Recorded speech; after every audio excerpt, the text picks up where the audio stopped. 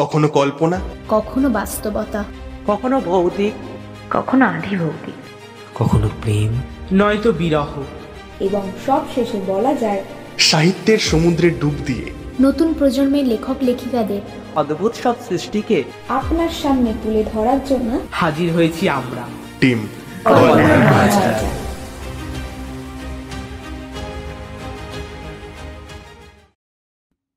নমস্কার, কল্পনার মায়াজাল ইউটিউব চ্যানেলে আপনাদের সকলকে স্বাগত। আজকের গল্পটি অতি সাধারণ একটা পাড়ার গল্প, যেই পাড়ায় বসবাস করে লায়লা মজনু, রোমিও জুলিয়েট, পামচার, টেনিদা, বাঁকা কাকা আরও অনেকে। এই পাড়ায় প্রত্যেক বছর একটা ক্রিকেট টুর্নামেন্ট হয়, তবে সেই পাড়ার নিজস্ব দল প্রগতি সংঘ কখনো সেই টুর্নামেন্ট জিততে পারে না। কিন্তু এই বছর তারা ফাইনালে উঠেছে। ক্যাপ্টেন রানা পাল ওরফে মজনুর অসাধারণ ক্যাপ্টেন্সি এবং পারফরমেন্সের দৌলতে। বিপক্ষে রয়েছে 9 বারের বিজয়ী বন্ধুমহল ক্লাব, ঠিক যেমন 10 বছর আগের একটা মাঠের চিত্র। তারা কি পারবে বন্ধুমহল ক্লাবকে হারিয়ে প্রথমবারের জন্য টুর্নামেন্টটা জিতে নিতে? 10 বছর পর নিজের পাড়ায় ফিরে রোমিও জুলিয়েট কি আবারও একে অপরকে ফিরে পাবে? লায়লা কি আবারও মজনুকে আপন করে নেবে? এই সব কিছু নিয়েই আজকের গল্প লাভ ইনিংস। গল্প পাঠে তুষার এবং গল্পের সূত্রধার আমি অরিত্রিকা। ও দাঁড়ান, শুনুন, আপনি কি লেখালেখি করেন? নিজের গল্প শেয়ার করতে চান? তবে আমরা আপনাকেই তো খুঁজছি। 4-5 হাজার শব্দের মধ্যে গল্প লিখে পাঠিয়ে দিন আমাদের ডেসক্রিপশনে দেওয়া ইমেল অ্যাড্রেসে অথবা কল্পনার মায়াজাল ফেসবুক পেজে। চলুন এইবার গল্প শুরু করা যাক।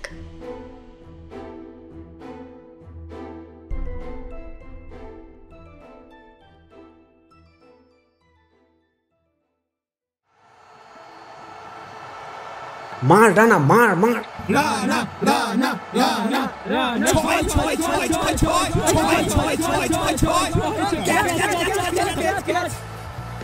বন্ধুমহল ক্লাবের 1 নম্বর পেস বোলার গণেশ সাহার স্লোয়ার বলটা এক প্রকার লো ফুল টস হয়ে রানার হাঁটুর কাছে গিয়ে পড়ল। রানা মহেন্দ্র সিং ধোনির মতো হেলিকপ্টার শট মারল ঠিকই, কিন্তু বলটা মাঠের বাইরে যাওয়ার বদলে একটা ড্রপ করে লাইনে দাঁড়িয়ে থাকা ডিপ মিড উইকেট ফিল্ডারের হাতের মুঠোয় এসে পড়ল। ফিল্ডারের থ্রোটা এতটাই জঘন্য ছিল যে চাইলে অনায়াসে 2 রান নিয়ে নেওয়া যেত, কিন্তু রানা ক্রিজ ছেড়ে 1 পাও নড়ল না, বরঞ্চ নিজের কবজির কাছটাই চেপে ধরে বসে পড়ল ক্রিজের মধ্যে। সেই দৃশ্য দেখে প্রগতি সংঘের দর্শকদের সবার হৃদস্পন্দন বেড়ে উঠল। চিন্তায় কারোর মুখে এবং কারোর মাথায় হাত পড়ল। ছেয়ে গেল নিস্তব্ধতা, কারণ প্রগতি সংঘের একমাত্র ভরসা এখন যন্ত্রণায় ছটফট করছে। তাহলে কিভাবে জিতবে প্রগতি সংঘ? এই দৃশ্য দেখেই হোক কিংবা বলটা মাঠের বাইরে না যাওয়ার আনন্দে বন্ধুমহল ক্লাবের দর্শকরা চিৎকার করে এক প্রকার নেচে উঠল। পুরো ঘোষপাড়া কেঁপে উঠল সেই চিৎকারে।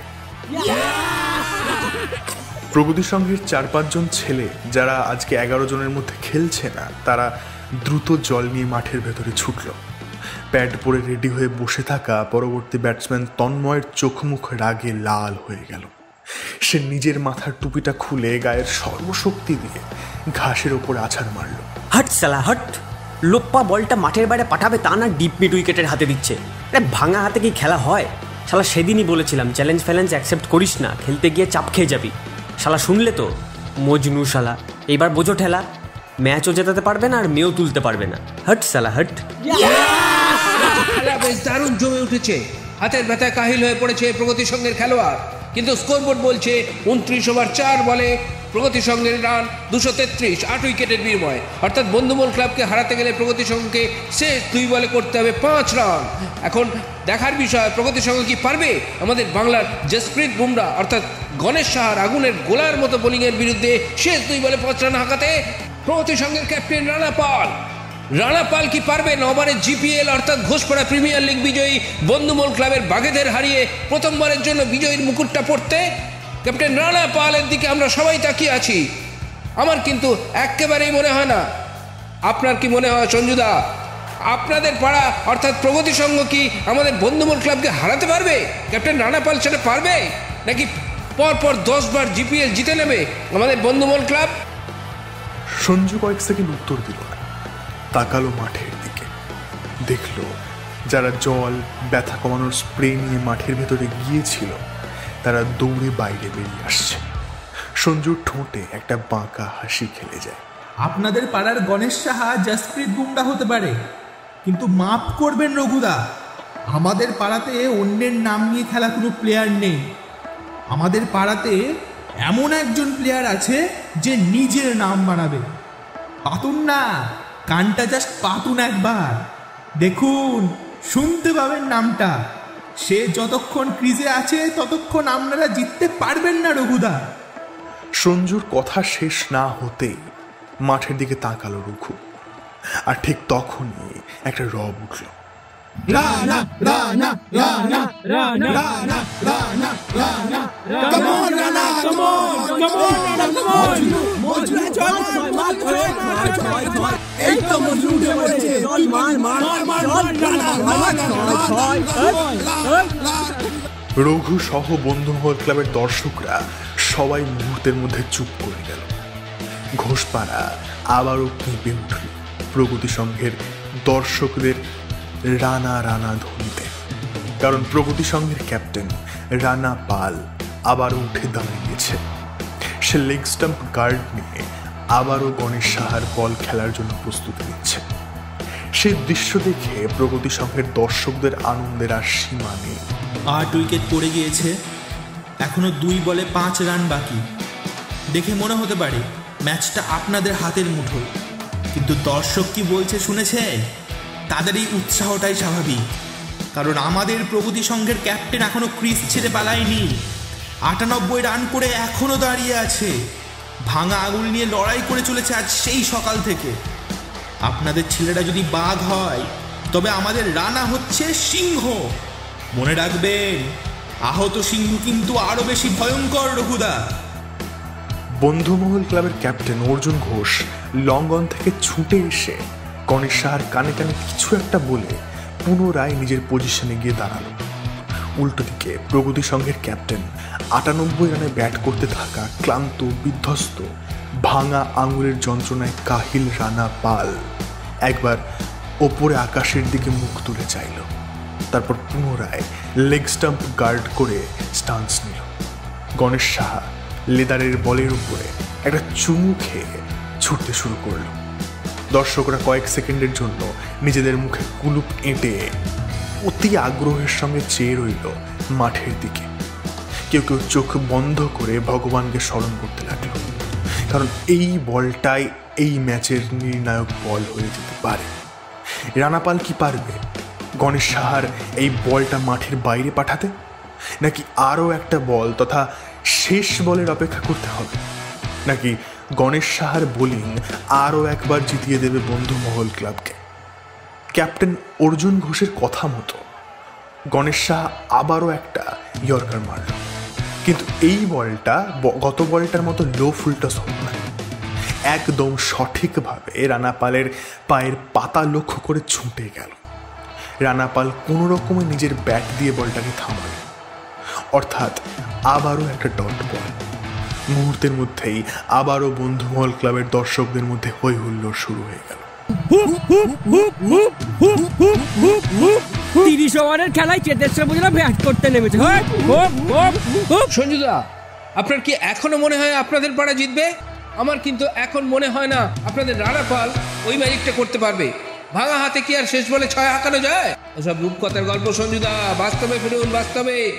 ঠিক এমন সময় দর্শকদের মধ্যে এসে দাঁড়ালো আরও দুজন ব্যক্তি, সৌরিশ এবং দেবস্মিতা। দুজনের হাতেই একটা করে গরম চায়ের বাহার। ভিড়ের মধ্যে বেশিরভাগ মানুষজনই তাদের দুজনকে চিনে এবং তাদের গল্পটাও প্রায় সবাই জানে। তাই তাদের দুজনকে একসঙ্গে দেখতে পেয়ে সবাই ভূত দেখার মতো চমকে ওঠে। এত বছর পর তারা আবার একসঙ্গে, কিন্তু কেন?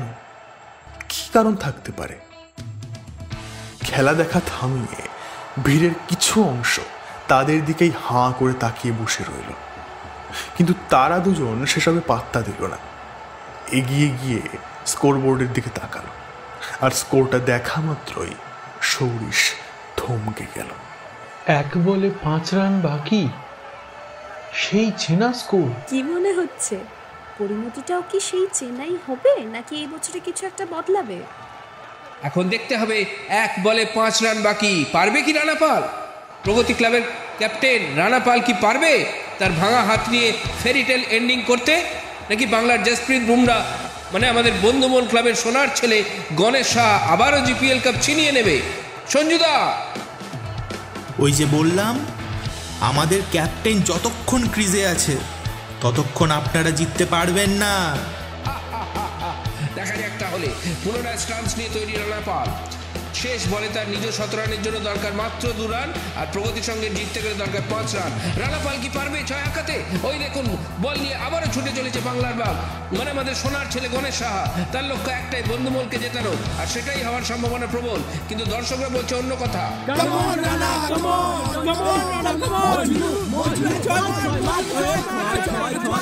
মার রানা মার, 6 মার, 6 তোকে ম্যাচ জেতাতেই হবে রানা। আমাদের প্রগতি সঙ্গের প্রগতি একমাত্র তোর হাতে।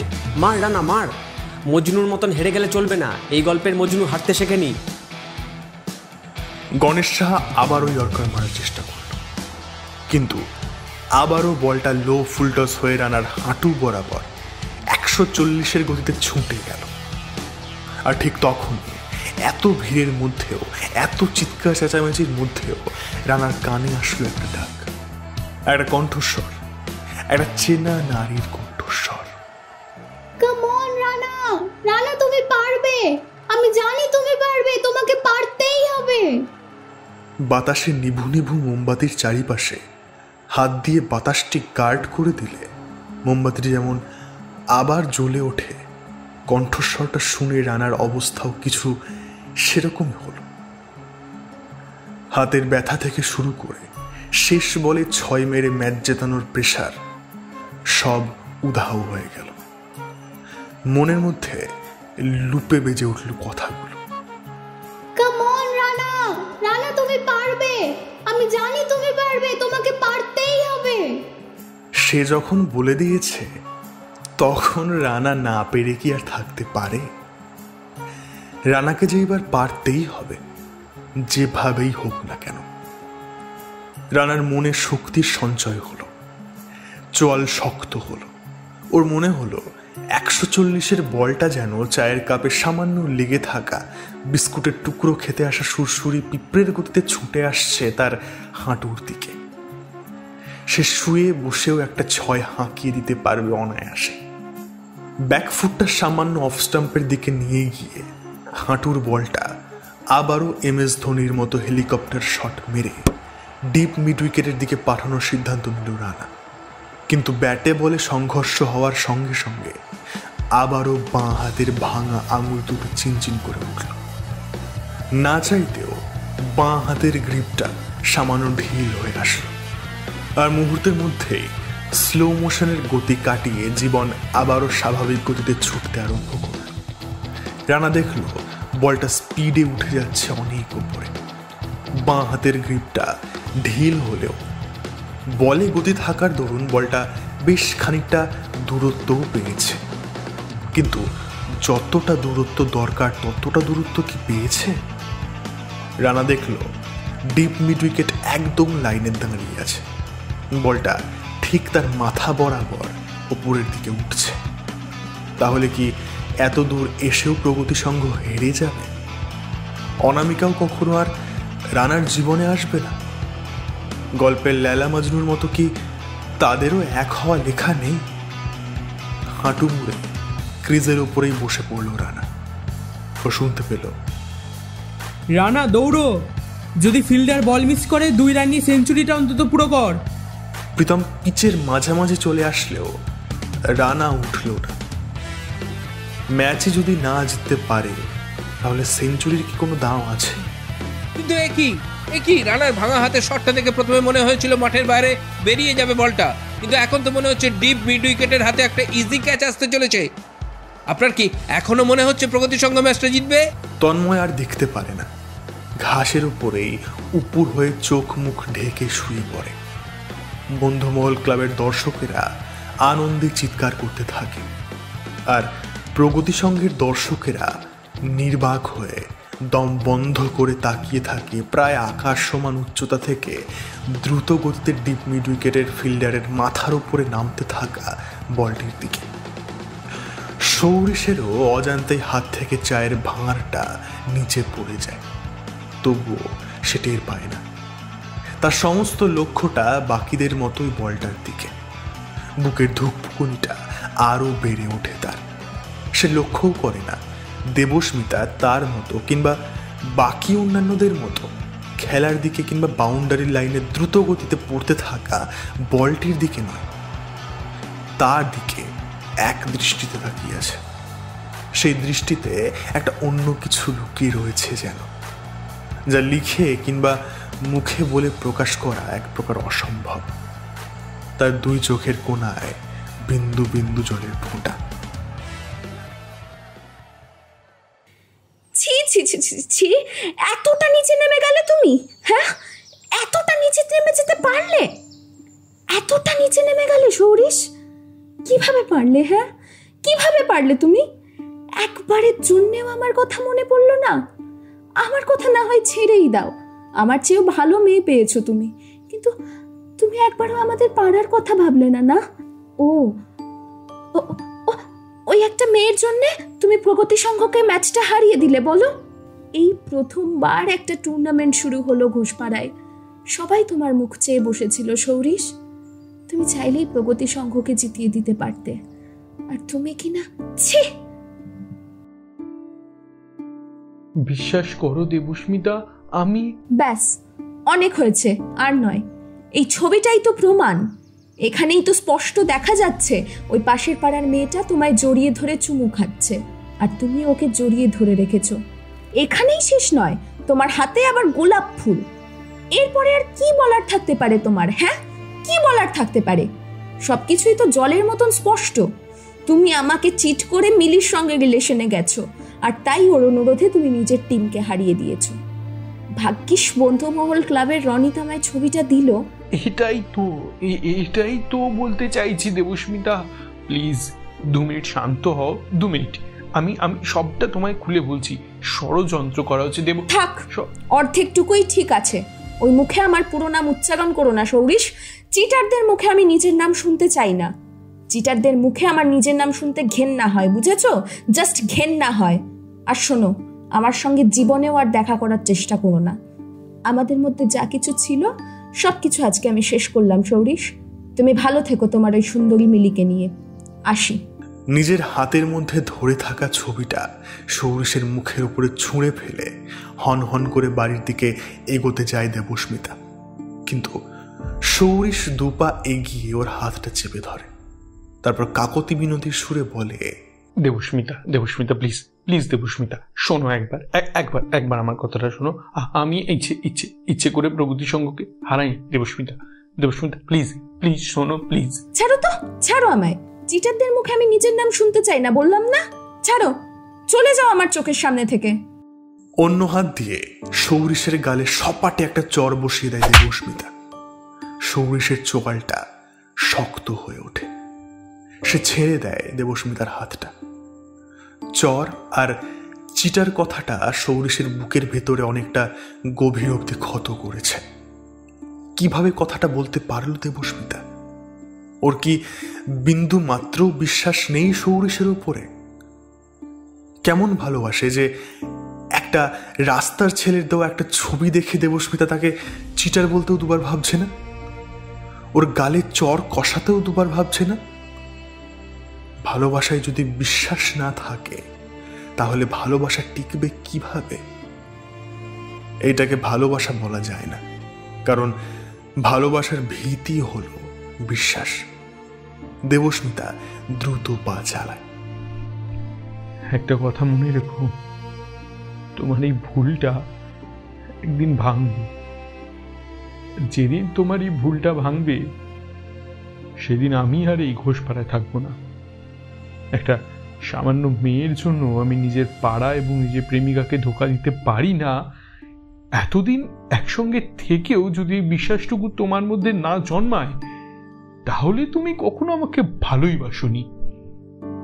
দেবস্মিতা ফিরে তাকায় সৌরিশের দিকে। আমারও বয়ে গেছে বছরের পর বছর এই ঘোষপাড়ায় বসে থেকে তোমার কথা ভাবার জন্য। আমিও চলে যাচ্ছি সামনের সপ্তাহে। আর দাঁড়ায় না দেবস্মিতা, দনদন করে হেঁটে চলে যায়। সৌরিশ ওখানে ওভাবেই দাঁড়িয়ে থাকে। কয়েক মিনিট কেটে যায়। বাঁকা কাকা মাঠের এক কোণায় বসে বাদাম খাচ্ছিল। চিৎকারের শব্দ শুনে এসে দাঁড়ায় এখানে। দেখে দেবস্মিতা চলে যাচ্ছে, আর সৌরিশ বুড়ো আম গাছের পাশে দাঁড়িয়ে আছে। কাঁধ দুটো ঝুলে রয়েছে, মাথাটা নিচু।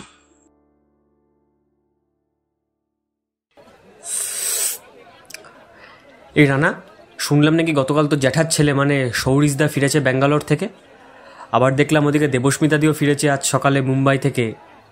মাল দুটোর টাইমিং দেখেছিস? একদম খাপে খাপ। আমার কি মনে হয় জানিস, মাল দুটো না সবাইকে গান্ডু বানাচ্ছে। তোর কি মনে হয়?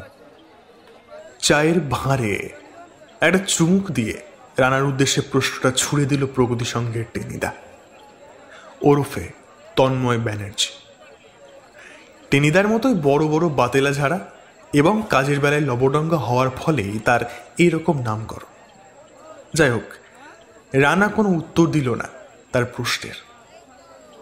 বাঁকা কাকার চায়ের দোকানের বেঞ্চের উপরে গরম চায়ের ভাঁড় নিয়ে আনমনাভাবে চেয়ে রইল রাস্তার দিকে। ঘোষপাড়ার খেলার মাঠের একদম গা ঘেঁষে প্রায় 40 বছর ধরে দাঁড়িয়ে আছে বাঁকা কাকা ওরফে বিপুল চক্রবর্তীদের এই চায়ের দোকানটা।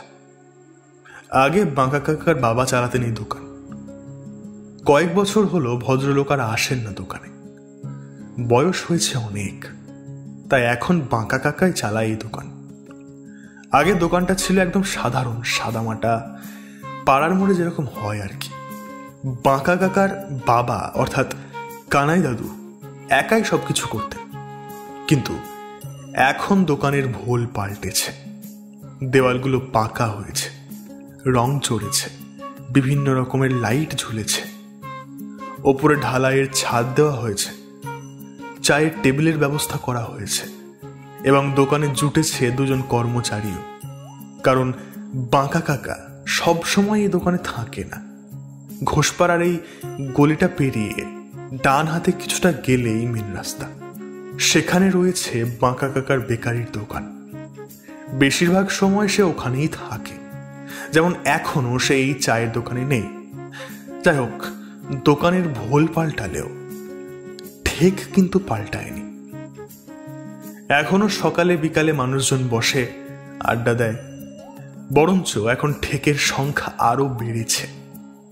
এই যেমন রানারা ঘোষপাড়ার মাঠে প্রত্যেক দিন বিকালে প্র্যাকটিসের পরে এই দোকানে এসে ঠেক জমায়।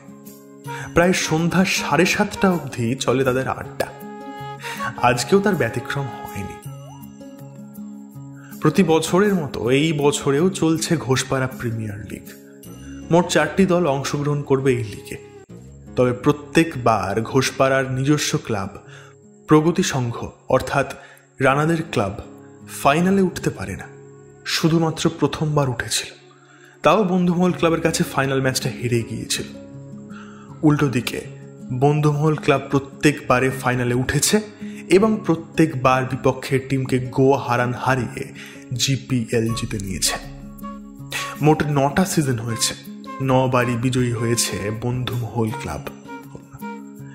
এইবারেও তারা ফাইনালে উঠেছে, আর 5 দিন পর ফাইনাল ম্যাচ। তাদের বিপক্ষে খেলবে রানাদের প্রগতি সংঘ।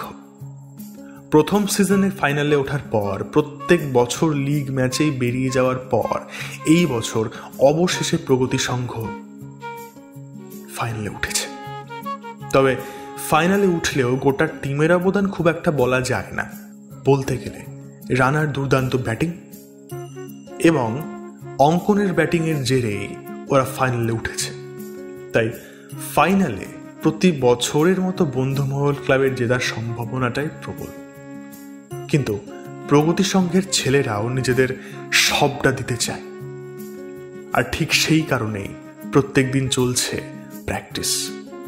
আজকেও প্র্যাকটিস হয়েছে, কিন্তু গত 3 দিন ধরে প্রগতি সংঘের ক্যাপ্টেন রানা পালের কোনো কিছুতেই মন নেই। নেটে ব্যাট করতে নেমে ব্যাটে বলে কানেক্ট হওয়ার বদলে উইকেটে বলেই কানেক্ট হচ্ছে বেশি। সেই ছেলে সহজ থেকে সহজতর ক্যাচ ছিঁড়ে দিচ্ছে। সবটাই লক্ষ্য করছে সবাই, কিন্তু সবচেয়ে ভালো করে লক্ষ্য করেছে তন্ময় আর পামচার। সবাই জানে ঘোষপাড়ার লেলা মাজনুর বিচ্ছেদের ঘটনা এবং তার ফলেই মজনু অর্থাৎ রানার ডাউনফল।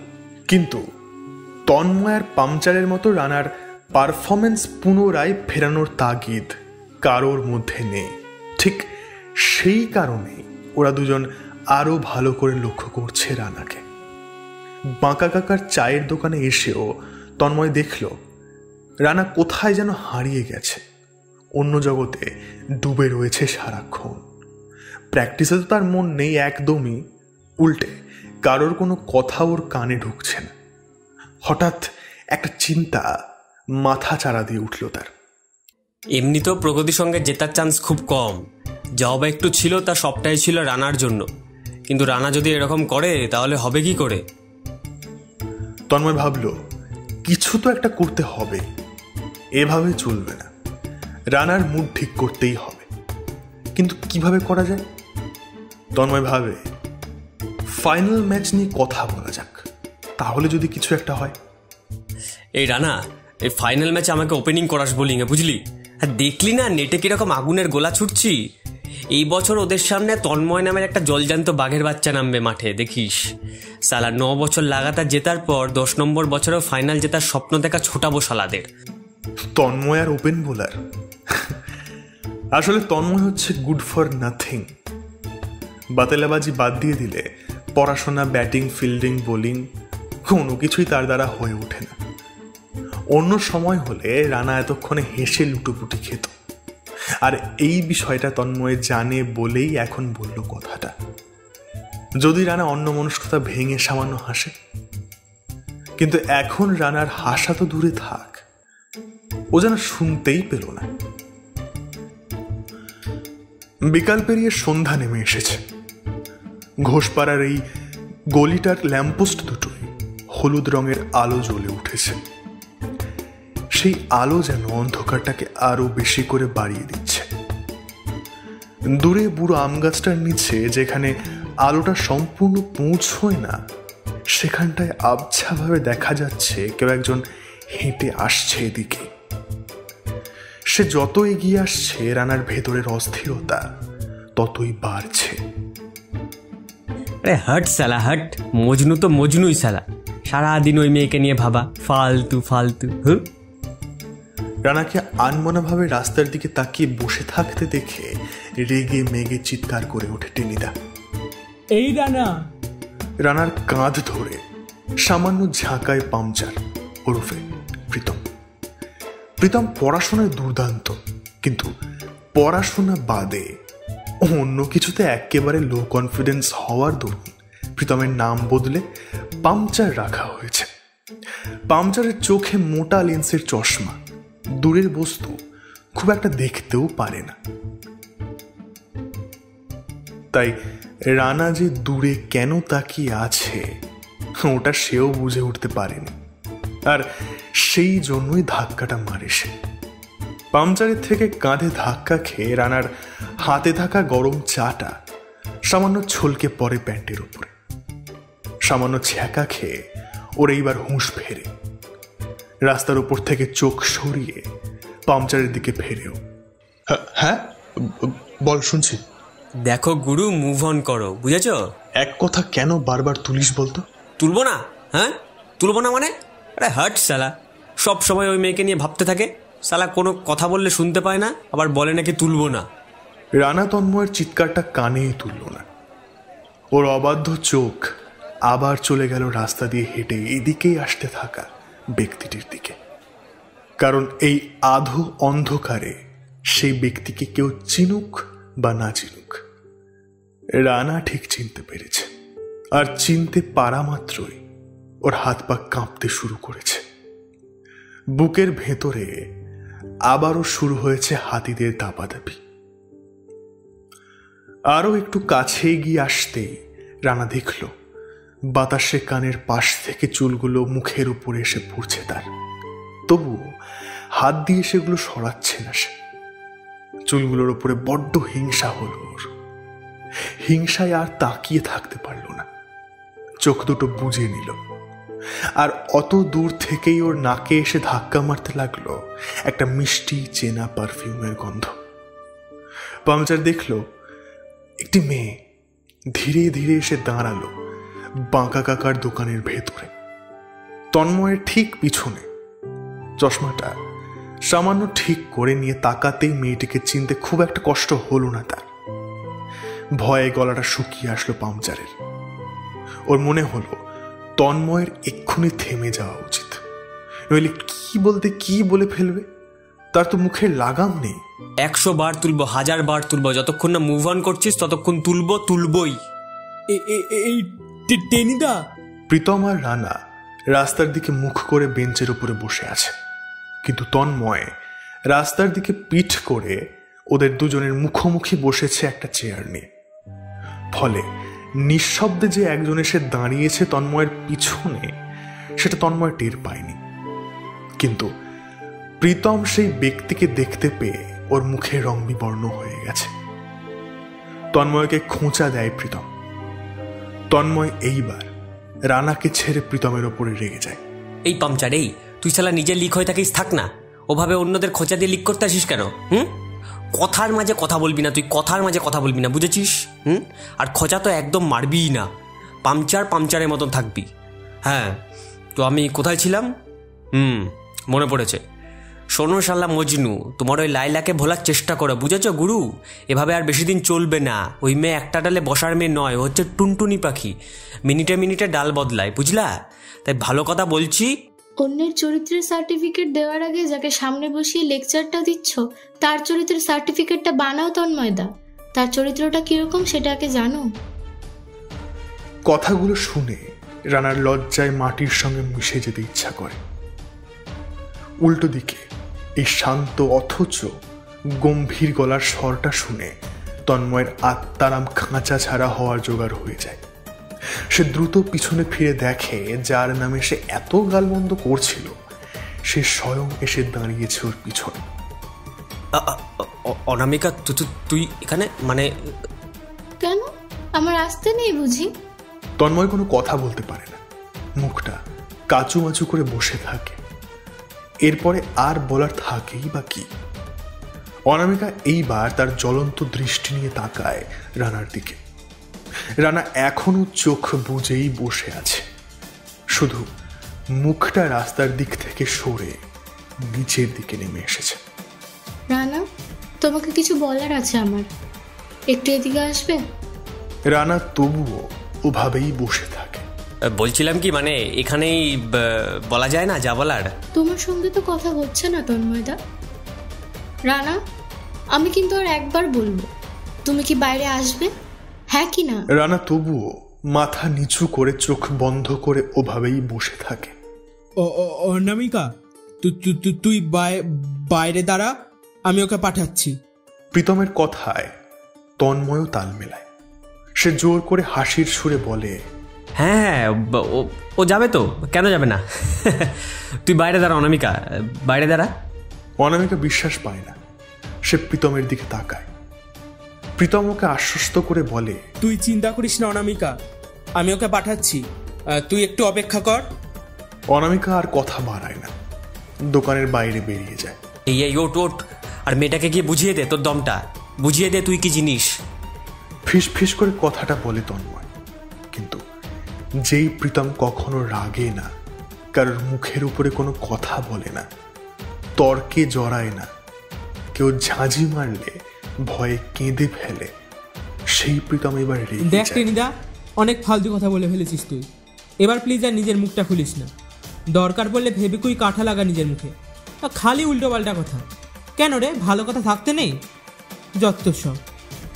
তন্ময় ভয়ে চুপ করে থাকে। পামচার উঠে দাঁড়ায়, রানার কোনোই ধরে টান দেয়। বসে থাকিস না রানা, উঠে পড়। রানা তবুও বসেই থাকে। প্রীতম আবার বলে, ভর সন্ধ্যায় মেয়েটা একা এসেছে তোর সঙ্গে দেখা করার জন্য, আর ওকে এভাবে ফিরিয়ে দিবি? এ সত্যি করে বল তো, তুই ওকে ভালোবাসিস না? রানা এবার মুখ তুলে তাকায় প্রীতমের দিকে। ওর চোখ দুটো টকটকে লাল হয়ে উঠেছে। প্রীতম জানে খুব কান্না পেলে সেই কান্নাটা যদি কেউ চেপে রাখে তাহলেই এইরকম লাল হয় চোখ। আমি জানি তুই ওকে ভালোবাসিস, আর ভালোবাসিস যখন তখন যা শিখবি। দেখ ও কি বলতে এসছে। রানা বেঞ্চ ছেড়ে উঠে দাঁড়ায়, কয়েক সেকেন্ড তাকায় পামচারের দিকে। পামচার ওর কাঁধের উপরে হাত রাখে। কি হলো, যা। রানা ধীর পায়ে বেরিয়ে যায় দোকানের বাইরে। প্রীতমের ঠোঁটের কোণে চওড়া হাসি খেলে যায়। সে আবার বসে পড়ে বেঞ্চটার উপরে। তন্ময় দ্রুত নিজের চেয়ার ছেড়ে বেঞ্চের উপরে চলে আসে। পামচারের একদম গা ঘেঁষে বলে, কেসটা কি হলো? কি হলো? অনামিকা কি বললো শুনলি না? বললো রানার চরিত্রের সার্টিফিকেট বানাতে, ওর চরিত্রের বিষয় জানতে। মানে কি? মানে জল যতটা ঘোলা ভেবেছিলাম তার চেয়ে 10 গুণ বেশি ঘোলা। ওদের ব্রেকআপের পিছনে অনামিকা নয়, শালা মজনু নিজে দায়ী। মালটা কোনো অন্য পাখির সঙ্গে ফুচুর ফুচুর করতে গিয়ে ধরা পড়েছিল হয়তো। তুই আর তোর প্রেডিকশন দুটোই শালা ফালতু। চাঁদু, প্রেডিকশন গুলো তো মিলেও যায়, সেটা তো বলছো না। প্রীতম আর কোনো উত্তর দেয় না। তন্ময়ের যুক্তিটা যে একেবারে ফেলে দেওয়ার মতোও নয়, কিন্তু তবুও চুপ করে বসে থাকে প্রীতম। ভাবতে থাকে আজ থেকে 2 বছর আগের কথা। এইচএস শেষ হওয়ার খুশিতে তখন সারাদিন মাঠে বল পেটাতো রানা, প্রীতম আর তন্ময়রা। আর প্রায় প্রত্যেক সপ্তাহে শনিবার এবং রবিবার দুপুর 3টে থেকে শুরু হতো 20 ওভারের ফ্রেন্ডলি ম্যাচ। প্রগতি সংঘ সিনিয়র্স ভার্সেস প্রগতি সংঘ জুনিয়র্স। রানার তখনও প্রগতি সংঘের সিনিয়র টিমের ক্যাপ্টেন হয়ে ওঠা হয়নি। তখন রানা ছিল জুনিয়র্স টিমের ক্যাপ্টেন। কিন্তু তখনও রানা ব্যাট করতে নামলে রাস্তা চলতে লোকজন থমকে যেত। ওর copy book style cover drive, সামান্য শর্ট বল পেলেই পুল, সমস্তটা আগা গোড়াই যেন যে কোনো মানুষের নজর কাড়ার জন্য যথেষ্ট। ওর ব্যাটিং যেই দেখে তার মুখ থেকে একটা কথাই বের, বাবা, এই ছেলে তো কোহলি রোহিতের মেলবন্ধন। সেরকমই এক রবিবারের দুপুরে শুরু হয়েছিল প্রগতি সংঘ সিনিয়র্স ভার্সেস প্রগতি সংঘ জুনিয়র্সের ফ্রেন্ডলি ম্যাচ। সেদিন প্রথমে ব্যাট করতে নেমে প্রগতি সংঘ সিনিয়র্স তৈরি করেছিল একটা বিশাল স্কোর। 20 ওভারে 220 রান, অর্থাৎ জুনিয়র্স টিমকে জিততে গেলে করতে হতো 20 ওভারে 221 রান। সবাই ধরেই নিয়েছিল ম্যাচটা সিনিয়র্স টিমের হাতের মুঠোয়। কিন্তু ঠিক তখনই জুনিয়র্স টিমের হয়ে ওপেনিং করতে নেমেছিল সদ্য এইচএস দেওয়া ছিপছিপে গড়নের লম্বা ছেলেটা, যার নাম রানা পাল।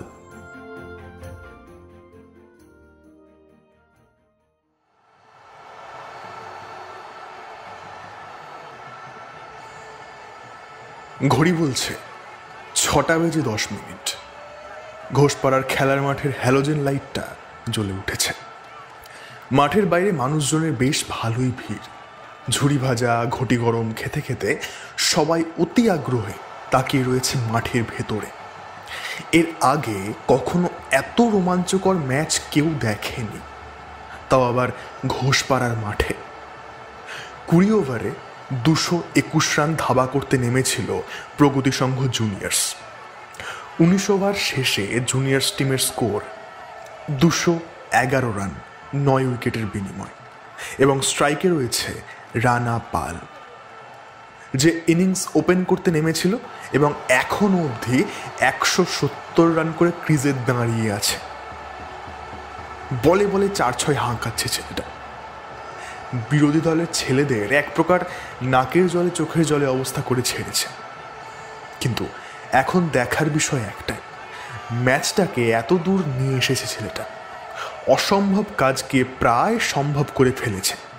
কিন্তু এই প্রায় সম্ভব আর পুরোপুরি সম্ভবের মধ্যে একটা সামান্য গ্যাপ রয়েছে। ছেলেটা কি সেই গ্যাপটা পূরণ করতে পারবে? জুনিয়র্স টিমকে এই ম্যাচটা জেতাতে পারবে?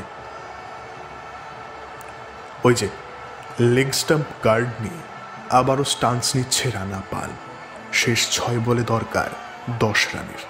একটি মেয়ে অনেকক্ষণ ধরে দেখছিল রানার ব্যাটিং। বলাই বাহুল্য, আজকাল প্রায় প্রত্যেক রবিবার বিকালবেলায় ছেলেটার ব্যাটিং দেখে সে। ভালো লাগে দেখতে, কি সুন্দর ব্যাট করে ছেলেটা। কিন্তু শুধু কি ব্যাটিং, আর কিছু নয়? মুখে প্রকাশ না করলেও মনে মনে মেয়েটা জানে সম্পূর্ণ ছেলেটাকেই ওর খুব ভালো লাগে সেই প্রথম দিন থেকে।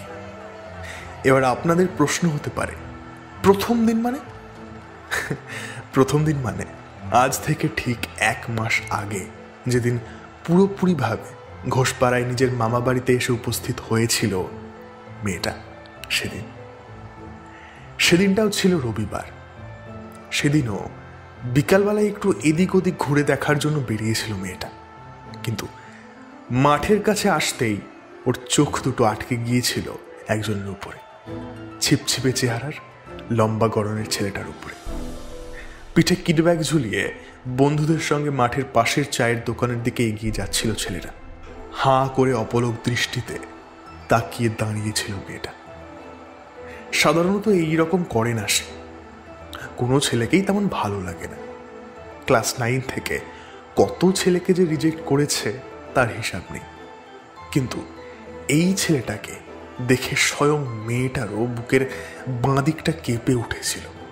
প্রথমবারের জন্য টের পেয়েছিল কাউকে ভালো লাগার অনুভূতিটা। ওকে অনেক ছেলেরা চিঠিতে লিখত, তোমাকে দেখলেই আমি ক্যাবলা হয়ে যাই, তুমি সামনে আসলে আমার হৃৎস্পন্দন বেড়ে ওঠে, আমি নিজের বশে থাকি না, তুমি আমার বুকের বাঁ দিকে ঘর করে নিয়েছো, ইত্যাদি ইত্যাদি কত কিছু। কিন্তু তখন এসব বিশ্বাস করতো না মেয়েটা, ভাবতো এসব আর হয় নাকি, যত সব আজগুবি কথাবার্তা। কিন্তু এই ছেলেটাকে দেখার পর মেয়েটা বুঝতে পেরেছিল কিছুই আজগুবি নয়, সবই সত্যি।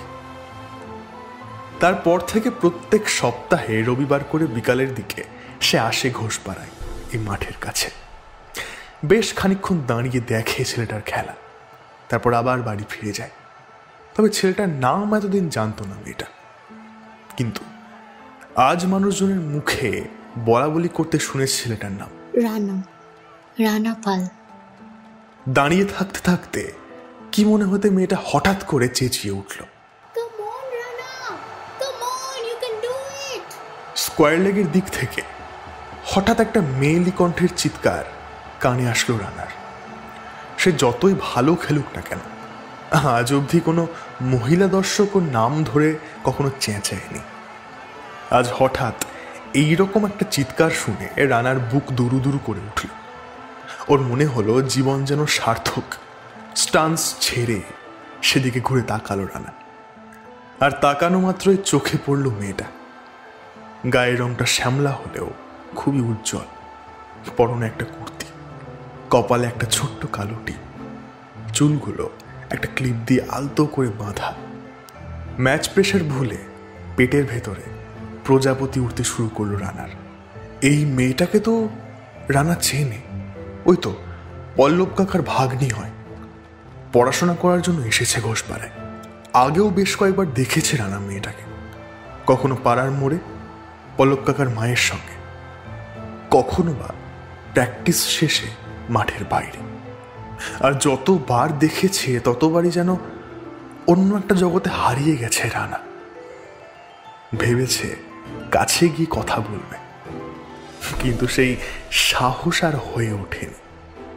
কিন্তু আজকে সেই মেয়ে নিজে চিয়ার করেছে রানার নাম ধরে, বলছে রানা নাকি পারবে। সত্যি কি রানা পারবে? আচ্ছা, রানার নাম কিভাবে জানলো মেয়েটা?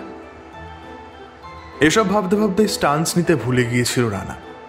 মেয়েটার দিকে হাঁ করে তাকিয়ে দাঁড়িয়েছিল। নন স্ট্রাইকার এন্ড থেকে টেনিদা ওরফে তন্ময় চিৎকার করে উঠেছিল, এই এই এই হাট সালা হাট, সেই সবারটা কি খেলার ইচ্ছা নেই নাকি? ফালতু সালা, মেয়ে ছেলে চিয়ার করল আর অমনি গোলে জল হয়ে গেল উনি।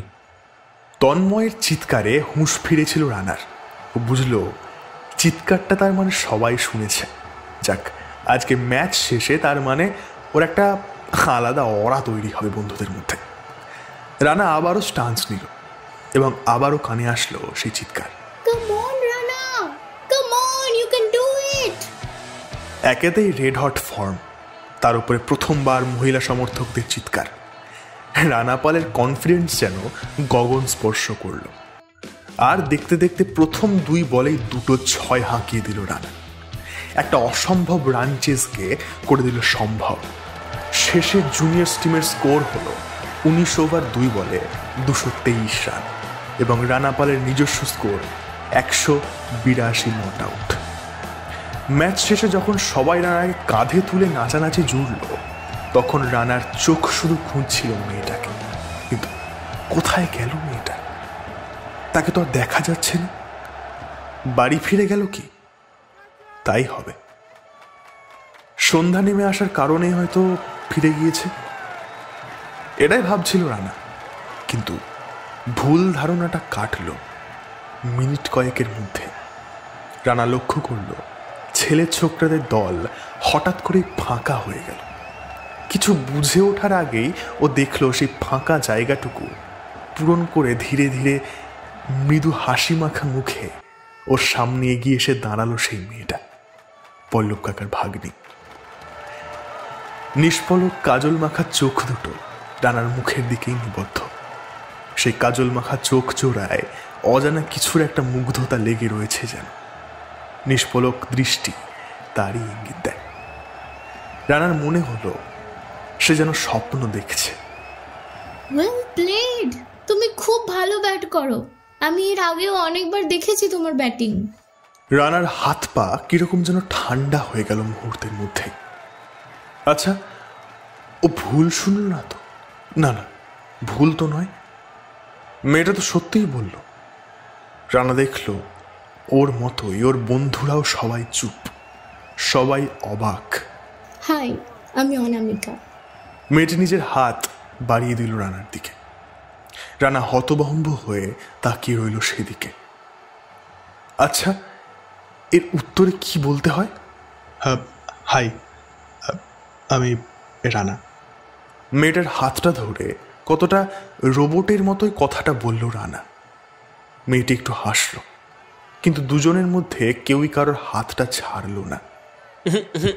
তন্ময়ের গলা খাকরিতে দুজনেই একটু অপ্রস্তুত হয়ে একে অপরের হাতটা ছেড়ে দেয়। আচ্ছা, আজ আসি, সন্ধ্যা হয়ে গেছে, দেরি করলে আবার দিদুন বকবে। বাই। মেয়েটি দ্রুত পিছনে ঘুরে মাঠের বাইরের দিকে পা বাড়ালো। অনামিকা! রানার ডাকে একবার পিছনে ফেরে অনামিকা। থ্যাঙ্কস। কেন? বলবো অন্য কোনো দিন। অনামিকা আর দাঁড়ায় না, একগাল হেসে ঘোষপাড়ার রাস্তায় জ্বলতে থাকা সোডিয়াম বাল্বের হলুদ আলোর মধ্যে হারিয়ে যায়। আর মাঠের মধ্যে দাঁড়িয়ে থাকা রানাকে ঘিরে সেই ছেলে ছোকরাদের দল নাচ গান জুড়ে দেয়, সিটি মারতে থাকে। কি গুরু, ম্যাচও জেতাচ্ছ, মেয়ে ছেলেও পটাচ্ছ, ব্যাপারটাই তো আলাদা। চল চল সবাই, আজকে ট্রিট রানার তরফ থেকে। হ্যাঁ হ্যাঁ।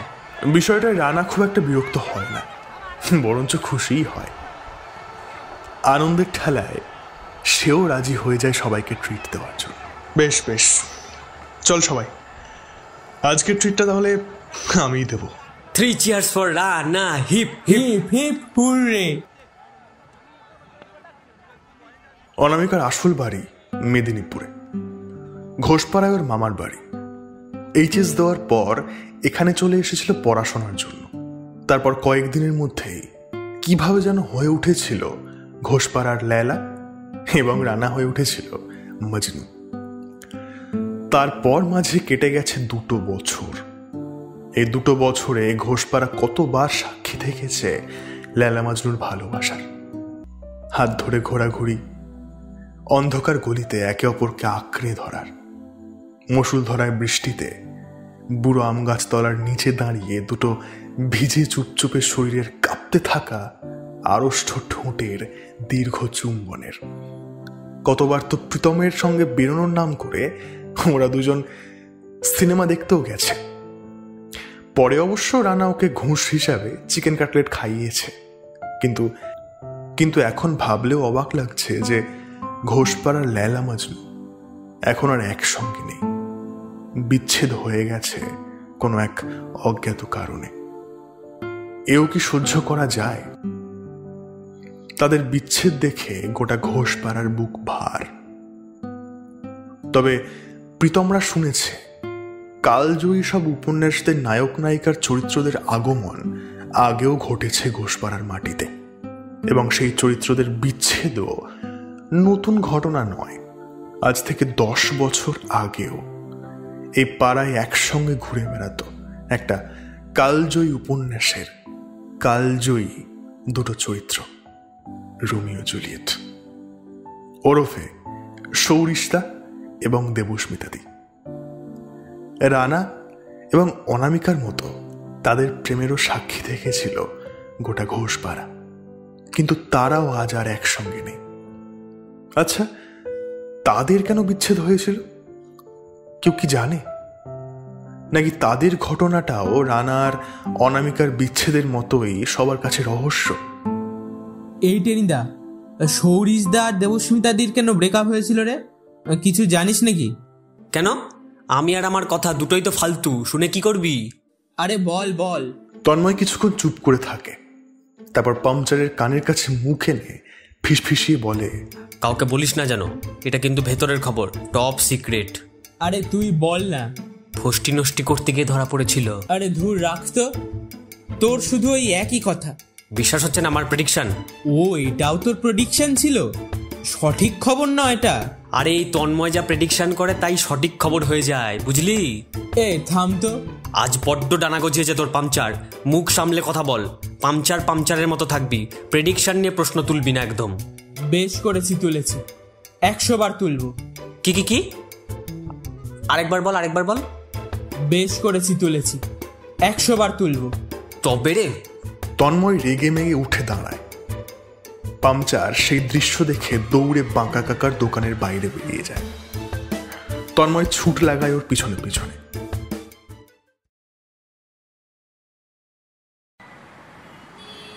রানাদা, ও রানাদা, আরে তোমাকে ডাকছি। স্কুটি নিয়ে বাড়ির দিকে যাচ্ছিল রানা। হঠাৎ চেনা গলার স্বরটা শুনে বাঁ দিকে তাকায় সে, দেখে তিয়াশা দাঁড়িয়ে আছে পিঠে ব্যাগ নিয়ে। তিয়াশা আর রানাদের একই পাড়ায় বাড়ি, ওই 2-3টে বাড়ির তফাৎ। কিন্তু এই মেয়েটাকে রানা সাধারণত এড়িয়েই চলে। তার অবশ্য কারণও রয়েছে। অনামিকা একবার বলেছিল রানাকে, ওই তিয়াশার সঙ্গে একদম বেশি মেলামেশা করবে না, খুব বাজে মেয়ে একটা। কেন? ও আবার কি করলো? নেকা ষষ্ঠী, যেন কিছুই বোঝো না। তোমার উপরে ওর ক্রাশ আছে, এইটাও বোঝো না? সত্যি কথা বললাম যে, বিষম তো লাগবেই। না মানে তিয়াশা তো আমায় দাদা বলে ডাকে। চুপ করো তো তুমি। দাদা বলে ডাকে আর মনে মনে তো অন্য কিছু ভেবে বসে আছে, বোঝো কিছু? আচ্ছা, মানে হঠাৎ তোমার এই কথাটা মাথায় আসার কারণ? কোন ছেলেটা আমার দিকে কিভাবে কোন নজরে তাকাচ্ছে সেটা তুমি বুঝতে পারো না? হ্যাঁ, মানে তেমনি আমিও বুঝতে পারি কোন মেয়েটা তোমার দিকে কোন নজরে তাকায়, বুঝেছ? অকাট্য যুক্তি। রানা আর কোনো কথা বলতে পারেনি সেদিন। তবে তারপর থেকেই লক্ষ্য করেছিল তিয়াশা মেয়েটা সুবিধার নয়। যখনই রানাকে একা দেখে তখনই কথা বলার বাহানা খোঁজে, কিন্তু অনামিকা পাশে থাকলে ভয়ে তাকায় অবধি না।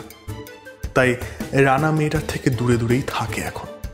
আজকে অনামিকা নেই রানার সঙ্গে, আর সেই জন্যই মেয়েটা ডাকছে। নিশ্চয় ওর মাথায় কোনো একটা খারাপ মতলব ঘুরছে। রানা বুঝে গেছে সবটা। ও সিদ্ধান্ত নিল না দেখার ভান করে স্পিডে বেরিয়ে যাবে, কিন্তু তখনই আবার শুনতে পেল ডাকটা, এইবার আরো জোরে। রানাদা, ও রানাদা, আরে তোমাকে ডাকছি। রানা দেখল রাস্তা চলতি লোক সব তার দিকেই তাকাচ্ছে। ও বুঝলো এইবার না দাঁড়ানোটা অসভ্যতামির পর্যায়ে চলে যায়। তাই ও স্কুটিটা নিয়ে গিয়ে দাঁড় করায় ওর সামনে। কিরে, এখানে কি করছিস? এই তো পড়তে এসেছিলাম রানাদা, এখন বাড়ি যাচ্ছি। কিন্তু দেখো না, কোনো টোটোই নিয়ে যাচ্ছে না একা বলে। তুমি তো বোধহয় বাড়ির দিকেই যাচ্ছ, চলো না গো আমায় নিয়ে, পাড়ার মোড়টাই নামিয়ে দিও না হয়। সেরেছে কাজ, এ যেন মৃত্যুর আগেই যমরাজের আগমন। রানা ভাবল কোনোভাবে কাটাতে হবে। ও কিছু একটা বাহানা দিতে যাবে, কিন্তু ঠিক তার আগেই ও দেখল বলা নেই কওয়া নেই, হঠাৎ ওর স্কুটির পিছনে উঠে বসলো সে। আমি মানে রানা কিছুই বলতে পারল না। কি বলবে এখন, কিভাবেই বা কাটাবে? এমনিও খুব একটা কথা বলতে পারে না কারোর সঙ্গে। তুমি তো বাড়িতেই যাচ্ছ, আমি জানি, চলো চলো। রানা কিছুই বলতে পারল না। কি বলবে এখন, কিভাবেই বা কাটাবে? এমনিতেও খুব একটা কথা বলতে পারে না কারোর সঙ্গে, কেউ জোর করলে তো নয়। না, আর উপায় নেই। উঠে যখন পড়েছে তখন নিয়ে তো যেতেই হবে। কিন্তু রাস্তায় যদি কেউ দেখে ফেলে, আর সেই খবর যদি অনামিকার কান অবধি পৌঁছে যায়, এইসবই ভাবছিল রানা। আর ঠিক তখনই আবার পিছন থেকে গদগদ কণ্ঠস্বরটা কানে আসলো রানার। কি হলো রানাদা, কিছু ভাবছো? না না, মানে তাহলে আর কি, চলো, দেরি হয়ে যাচ্ছে তো, চলো চলো। হ্যাঁ, এই তো যাচ্ছি। স্কুটিটা ভাগিয়ে দিল রানা। ও চেষ্টা করলো যতটা সম্ভব লোকজন এড়িয়ে যেতে। তাই মেন রাস্তা ছেড়ে ছোট ছোট গলির মধ্যে দিয়ে স্কুটিটা ভাগিয়ে নিয়ে যেতে লাগলো। আর মিনিট 5-7 মধ্যেই ওরা প্রায় পৌঁছে গেল নিজেদের ডেস্টিনেশন অবধি। আর ঠিক তখনই রানাদা আবার সেই ন্যাকা ন্যাকা কণ্ঠস্বরটা শুনতে পেল রানা। রানার বিরক্তি লাগলো। না শোনার ভান করে কোনো উত্তর দিল না। ও রানা বলেই কাঁধের উপর একটা গুঁতো মারল সে। কি হয়েছে বল? রানার বিরক্তি ওর নিজের কণ্ঠস্বর দিয়েও ঝলকে পড়ল যেন। তবুও মেয়েটা বেহায়ার মতন ওসব বিরক্তিকে পাত্তা দিল না। আবার ন্যাকা ন্যাকা ভাবে বলতে শুরু করলো। রানাদা, তোমার আমাকে কেমন লাগে? মানে? আমার তোমাকে খুব ভালো লাগে রানাদা। আই রিয়েলি লাভ ইউ, অনামিকা দিক থেকেও অনেক অনেক বেশি। কথাটা বলেই আচমকা রানাকে পিছন থেকে ঝাপটে ধরল মেয়েটা। এই রে, এইটার জন্য রানা একদম প্রস্তুত ছিল না। এইবার কি করবে রানা? রানার মাথাটা দুম করে গরম হয়ে গেল। ওর ইচ্ছা হলো স্কুটিটা থামিয়ে মেয়েটার গালে ঠাঁটিয়ে একটা চড় বসাতে। কিন্তু সামনেই ঘোষপাড়ার মোড়, এখানটায় গাড়ি ঘোড়াও বেশি থাকে। ওই যে সামনে থেকে পরপর 3টে টোটোও আসছে, তাই এখানটায় দাঁড়ানো সম্ভব নয়। রানা মনে মনে ঠিক করে নিল ঘোষপাড়ায় ঢুকেই স্কুটিটা থামাবে সে, তারপরে যা করার করবে। কিন্তু রানা জানতো না ওই 3টে টোটোর মধ্যেই একটাতে বসেছিল অনামিকা। টোটোটার পাশ কাটিয়ে বেরোতেই অনামিকা দেখে রানার পিছনে বসে রয়েছে তিয়াশা। শুধু তাই নয়, রানাকে জাপটে ধরেও রেখেছে সে। কিন্তু রানা অনামিকাকে দেখতে পায়নি। অনামিকার যেন মাথার উপরে আকাশ ভেঙে পড়ল। কাকু, গাড়িটা থামান তো একপাশে। টোটোওয়ালা দাঁড়িয়ে পড়ে। অনামিকা পিছনে ঘুরে তাকায় রানার দিকে। আর ওদিকে রানা টোটোকে পাশ কাটিয়েই দ্রুত বাঁ দিক করে স্কুটিটা থামায়। আর ঠিক তখনই সবচেয়ে বড় বাড়াবাড়িটা করে বসে তিয়াশা। পিছন থেকেই সামান্য উঁচু হয়ে রানার মাথাটা বাদিকে টেনে ধরে নিজের দিকে। তারপর নিজের ঠোঁট দুটো ডুবিয়ে দেয় রানার ঠোঁটের মধ্যে। রানার দম বন্ধ হয়ে আসে। আর এই দৃশ্য দেখে টোটোয় বসে থাকা অনামিকার গা গুলিয়ে ওঠে। সে নিজেকে কোনো রকমে সামলে নিয়ে আবারও টোটোওয়ালাকে বলে, চলুন কাকু, তাড়াতাড়ি চলুন এখান থেকে। টোটোটা চলে যায়। কয়েক সেকেন্ডের মধ্যেই তিয়াশাও ছেড়ে দেয় রানাকে। আর ছাড়া মাত্রই রানা স্কুটি থেকে নেমে পড়ে।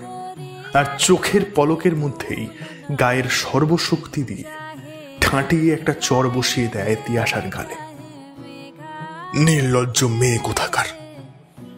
তিয়াশা নিজের গাল চেপে ধরে কয়েক সেকেন্ড রানার মুখের দিকে তাকিয়ে থাকে ছলো ছলো দৃষ্টি নিয়ে, তারপর এক ছুটে পালিয়ে যায়। রানা কিছুক্ষণ দাঁড়িয়ে থাকে সেখানে, রাগের চোটে হাঁপাতে থাকে। কিন্তু ঠিক তখনই ওর পকেটের মধ্যে থাকা ফোনটা বেজে ওঠে। বার করতেই রানা দেখে অনামিকার কল। একটা বড় করে শ্বাস নিয়ে নিজেকে সামলায় রানা, তারপর ফোনটা রিসিভ করে। বলো। খুব সুন্দর টেস্ট, তাই না? রানা একটু ভ্যাবা চাকা খেয়ে যায়। কিসের? কেন, কচি মেয়ের। রানার গলাটা এবার শুকিয়ে আসে, ভয়ে গায়ের লোমগুলো খাড়া হয়ে ওঠে। অনামিকা দেখলো কোত্থেকে? চারিদিকে তাকিয়ে খোঁজার চেষ্টা করে রানা। তো তুমি কিভাবে, মানে? কেন দেখতে পারি না? চোখ নেই আমার? ভালোই তো আছো, দুই দিক থেকেই মজা নিচ্ছ। অনামিকা প্লিজ আমার কথা। এই থামো তো, ন্যাকামো করো না। আর শোনো, জীবনেও আমার সঙ্গে কথা বলবে না তুমি, বুঝেছো?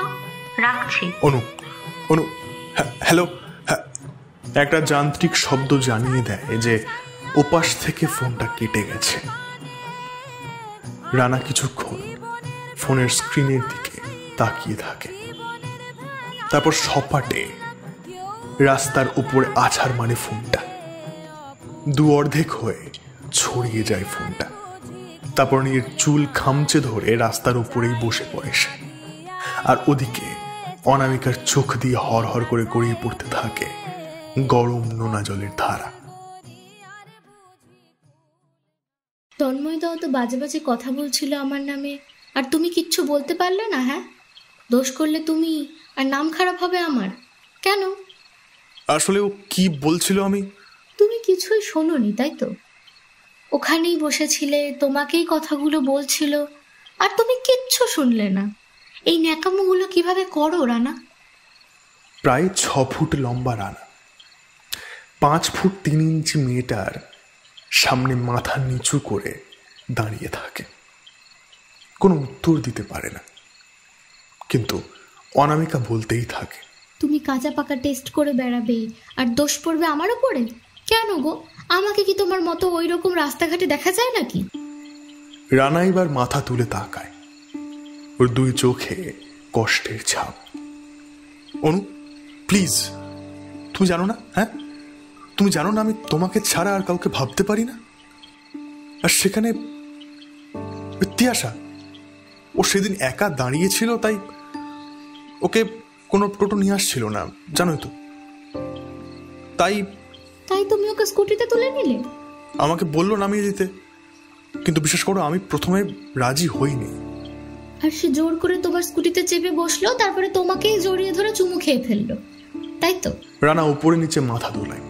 দেখো রানা, এত বাজে প্লট না একটা বাচ্চা ছেলেও লেখে না। আমি মিথ্যা বলছি না অনু, গল্প বানাচ্ছি না, প্লিজ বিশ্বাস করো। তুমি সত্যিটা স্বীকার করে নিলে আমি তোমায় ক্ষমা করে দিতাম রানা, কারণ আমি তোমায় ভালোবাসি, আর সেই জন্যই আজকে এখানে এসেছিলাম আমি।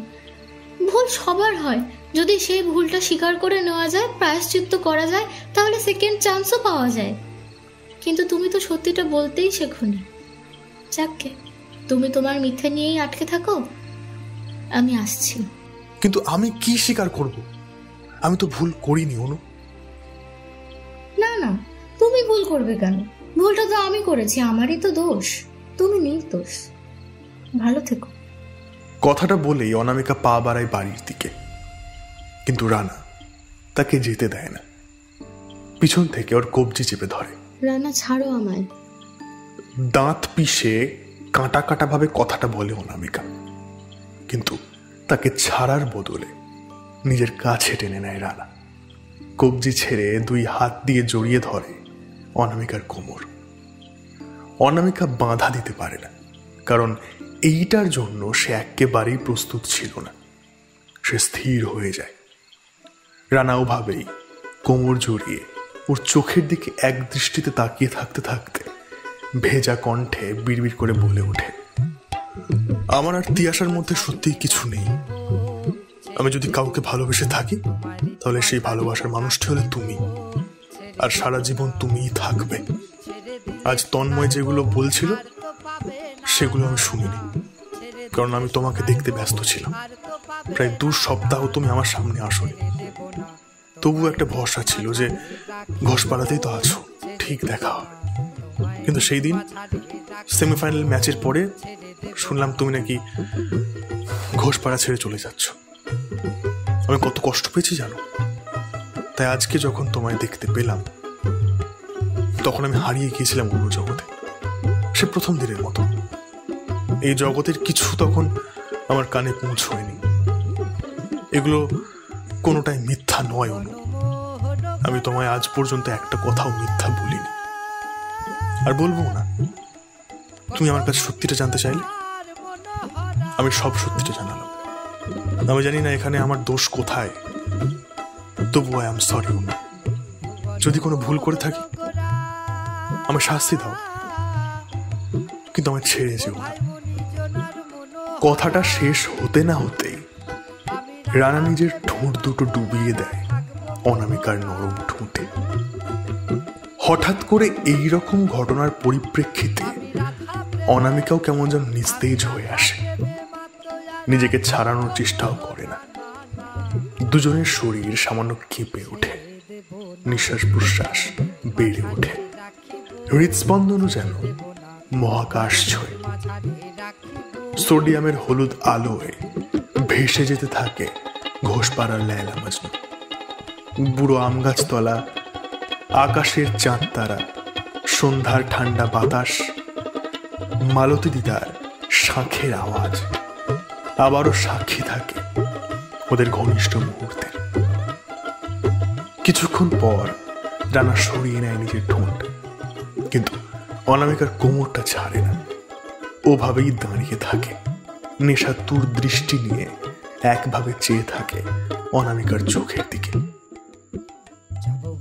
অনামিকাও কিছুক্ষণ নিস্তেজ হয়ে দাঁড়িয়ে থাকে, কিন্তু তারপর হঠাৎই কি মনে হতেই এক ঝটকায় নিজেকে ছাড়িয়ে নেয় রানার বাঁধন থেকে। একটা ঢোক গিলে মাথা নিচু করে সামান্য দূরে সরে দাঁড়ায়। তারপর একটু সময় নিয়ে আবারও ঝাঁঝিয়ে ওঠে। ভুল স্বীকার করতে বলেছিলাম, কথার জালে ফাঁসাতে বলিনি। বেশ, তুমি যদি মিথ্যাটাকে সত্যি হিসাবে ধরে নিয়ে থাকো, তাহলে আমিও মিথ্যাটাকে সত্যি ধরে নিয়ে তোমার কাছে ক্ষমা চাইছি অনু। আমি যা করেছি ভুল করেছি, ক্ষমা করে দাও প্লিজ। ছেড়ে যেও না, আর একটা চান্স দাও, সেকেন্ড চান্স। কথা দিচ্ছি আর কখনো তোমার বিশ্বাস ভাঙবো না। আবারও অনামিকার কবজিটা ধরতে যায় রানা, কিন্তু অনামিকা বিদ্যুতের গতিতে নিজের হাত ছাড়িয়ে নেয়। প্লিজ অনু, আমার থেকে মুখ সরিয়ে নিও না। এভাবে আমি পারছি না, তোমার ছাড়া আমি কিছুতে মন বসাতে পারছি না অনু। প্র্যাকটিস তো করতেই পারছি না। 5 দিন পরেই ফাইনাল ম্যাচ, 9 বছর পরে প্রগতি সংঘ ফাইনালে উঠেছে। আমি যদি প্র্যাকটিস না করতে পারি তাহলে কিভাবে জেতাবো? এই কথাটা শুনে অনামিকা থমকায়, তারপর ফেরে রানার দিকে। সেকেন্ড চান্স চাও? আমার কি সেটা প্রাপ্য নয়? বেশ, দেব সেকেন্ড চান্স, কিন্তু এমনি এমনি তো দেয়া যাবে না। তুমি যা বলবে আমি তাই করতে রাজি আছি। বেশ, তো তাহলে প্রগতি সংঘকে ফাইনালে জিতিয়ে দেখাও। কিন্তু আবার কিন্তু কিসের? প্র্যাকটিসে মন বসাতে পারছো না, সেটাও কি আমার দোষ নাকি? কেন আমি তোমার জীবনে আসার আগে তুমি প্র্যাকটিস করতে না, ম্যাচ জেতাতে না? রানা কোনো উত্তর দেয় না, ওভাবেই দাঁড়িয়ে থাকে অসহায়ভাবে। কি পারবে না জেতাতে? পারবো, পারতেই হবে। অনামিকা আর দাঁড়ায় না। এই সন্ধ্যাবেলায় সোডিয়ামের হলুদ আলোর নিচে বুড়ো আম গাছ তলায় রানাকে একা ছেড়ে চলে যায়। রানা দাঁড়িয়ে থাকে পাথরের মূর্তির মতো। রানা কি পারবে ম্যাচ জেতাতে? সেকেন্ড চান্স কি পাবে অনামিকার কাছে, নাকি অনামিকা সারা জীবনের মতো ওকে ছেড়ে দিয়ে চলে যাবে দূরে? রানার মনের মধ্যে চলতে থাকে অনেক প্রশ্ন, কিন্তু একটা প্রশ্নের উত্তরও তার কাছে এখন নেই। খুঁজতে হবে, এক এক করে সব উত্তর খুঁজতে হবে। এই শালা মজনুর বাচ্চা, তাহলে সব মিটমাট হয়ে গেল? হ্যাঁ, রানা ডান দিকে এবং বাঁ দিকে মাথা দুলিয়ে না বলে। না মানে কি? হট শালা হট। আমাদের দুজনকে কি গান্ডু পেয়েছো তুমি? কি ভাবছো দেখিনি? সব দেখেছি শালা, চুম্মা চাট্টি করছিলা দেখিনি? সব সময় যা দেখা যায় তা সত্যি হয় না রে তন্ময়। একটা দীর্ঘশ্বাস ছেড়ে বাঁকা কাকার দোকানের দিকে পা বাড়ায় রানা। তন্ময় হাঁ করে তাকিয়ে থাকে। যা শালা, এমনি এমনি আজকাল লোকে চুমু খাচ্ছে। দেখো গুরু, হেয়ালি করো না, পরিষ্কার বলো। একটা সেকেন্ড চান্স তো তোর পাওয়াই উচিত। ফিরে তাকায় রানা। দেবে তো, কিন্তু তার আগে প্রগতি সংঘকে ফাইনাল ম্যাচ জেতাতে হবে, তাহলেই ও সেকেন্ড চান্স দেবে, নয়তো নয়। এই কথাটা শুনে তন্ময় একদম তিরিং করে লাফিয়ে ওঠে। ওর চোখে মুখে ভয়। কি চ্যালেঞ্জ? চ্যালেঞ্জ করেছো তোকে, আর তুই সেটা অ্যাকসেপ্ট করেও নিলি? আরে ছি ছি ছি ছি, আরে হাট সালা হাট। চ্যালেঞ্জের বোঝা কাঁধে নিয়ে কখনো পারফরমেন্স দেওয়া যায়? আরে চাপ খেয়ে যাবি তো। ছি ছি ছি ছি, প্রথমবার জিপিএল জেতার চান্স ছিল, সেটাও শালা ডুবিয়ে দিলি। এক্ষুনি চল, এক্ষুনি চল, ওই মেয়েটার সঙ্গে দেখা কর তুই। এই চ্যালেঞ্জ তুই অ্যাকসেপ্ট করতে পারিস না, নো নেভার। কিন্তু রানা তন্ময়ের চিৎকারের দিকে কর্ণপাতই করল না, যেন তার কথা ওর কান অবধি পৌঁছয়নি এমন ভান করে ও এগিয়ে গেল। দেখলি পাংচার, দেখলি কোনো উত্তরই দিল না। এইবারও জেতাটা হলো না রে পাংচার, এইবারও জেতাটা হলো না। হেট সালা হেট। এতক্ষণ আপনারা শুনছিলেন লাভ ইনিংসের প্রথম পর্ব। আজ গল্প পাঠে ছিল তুষার, গল্পের সূত্রধার আমি অরিত্রিকা, এবং অন্যান্য চরিত্রে ছিল ইশিকা, অনন্যা, সোহম, দীপঙ্কর দা, কৌস্তব দাস, কৌস্তব রায় এবং অর্পণ। ভিডিও এডিটিং, শব্দগ্রহণ এবং পোস্টার ডিজাইন করেছে অর্ঘ্য। তাহলে গল্পটির প্রথম পর্বটি কেমন লাগলো আপনাদের? কমেন্ট করে জানাতে ভুলবেন না কিন্তু। আর হ্যাঁ, গল্পের দ্বিতীয় পর্ব আসবে আগামী সপ্তাহে, তাই চ্যানেলে যদি নতুন হয়ে থাকেন তবে গল্পের দ্বিতীয় পর্বের নোটিফিকেশন পাওয়ার জন্য চ্যানেলটিকে অবশ্যই সাবস্ক্রাইব করে বেল আইকনটি প্রেস করে দেবেন। যাই হোক, আজকের মতো টাটা। সকলে ভালো থাকুন, সুস্থ থাকুন এবং গল্প শুনতে থাকুন। শুভরাত্রি।